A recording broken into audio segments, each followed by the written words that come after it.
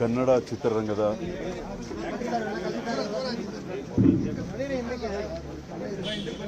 ಚಿತ್ರರಂಗದ ಒಂದು ದೊಡ್ಡ ಅಧ್ಯಾಯ ಇವತ್ತು ಮುಗಿದಿದೆ. ಮತ್ತೆ ಕನ್ನಡ ಚಿತ್ರರಂಗದ ಮಾತೃ ಸ್ವರೂಪ ಅಂತ ಹೇಳಿದ್ರೆ ತಪ್ಪಾಗಲ್ಲ.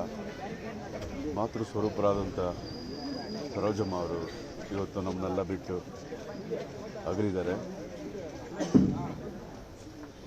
ಯಾವಾಗಲೂ ಈ ಒಂದು ಪದ ತುಂಬಲಾರದ ಒಂದು ನಷ್ಟ ಅನ್ನೋ ಒಂದು ಪದ ಉಪಯೋಗಿಸ್ತಾರೆ ಎಲ್ಲರೂ. ಆದರೆ ಅದಕ್ಕೆ ನಿಜವಾದ ಅರ್ಥ ಅನ್ನೋದು ಸರೋಜಮ್ಮನಂಥವರು ನಮ್ಮನ್ನು ಅಗಲಿದಾಗ ಅದು ನಮಗೆ ಭಾಸವಾಗುತ್ತೆ.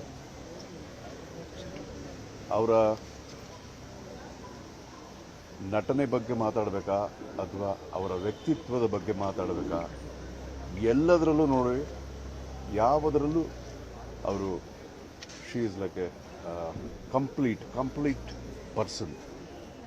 ನಮಗೆ ತುಂಬ ಹತ್ತಿರವಾದಂಥವರು. ಸ್ವಲ್ಪ ವರ್ಷಗಳ ಹಿಂದೆ ಅವ್ರ ಜೊತೆ ಕೂಡ ಆ್ಯಕ್ಟ್ ಮಾಡಿದ್ದೀನಿ ತಮಿಳ್ ಸಿನಿಮಾಲಿ.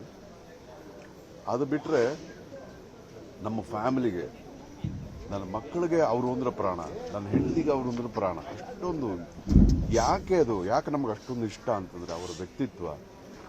ಕನ್ನಡ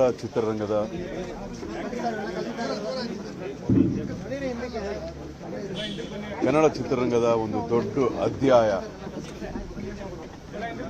ಇವತ್ತು ಮುಗಿದಿದೆ.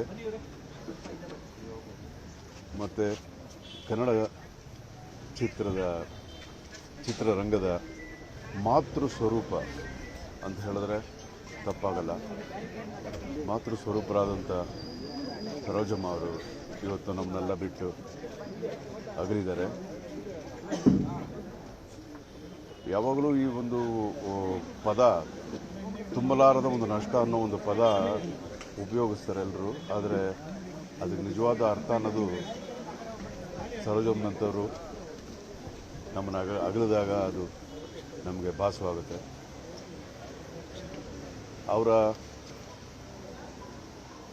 ನಟನೆ ಬಗ್ಗೆ ಮಾತಾಡಬೇಕಾ ಅಥವಾ ಅವರ ವ್ಯಕ್ತಿತ್ವದ ಬಗ್ಗೆ ಮಾತಾಡಬೇಕಾ, ಎಲ್ಲದರಲ್ಲೂ ನೋಡಿ ಯಾವುದರಲ್ಲೂ ಅವರು she is like A complete person.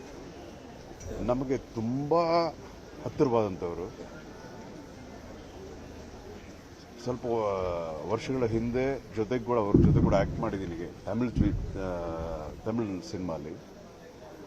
ಅದು ಬಿಟ್ಟರೆ ನಮ್ಮ ಫ್ಯಾಮಿಲಿಗೆ, ನನ್ನ ಮಕ್ಕಳಿಗೆ ಅವರು ಅಂದ್ರೆ ಪ್ರಾಣ, ನನ್ನ ಹೆಂಡತಿಗೆ ಅವರು ಅಂದ್ರೆ ಪ್ರಾಣ. ಅಷ್ಟೊಂದು ಯಾಕೆ ನಮಗೆ ಅಷ್ಟೊಂದು ಇಷ್ಟ ಅಂತಂದರೆ ಅವರ ವ್ಯಕ್ತಿತ್ವ.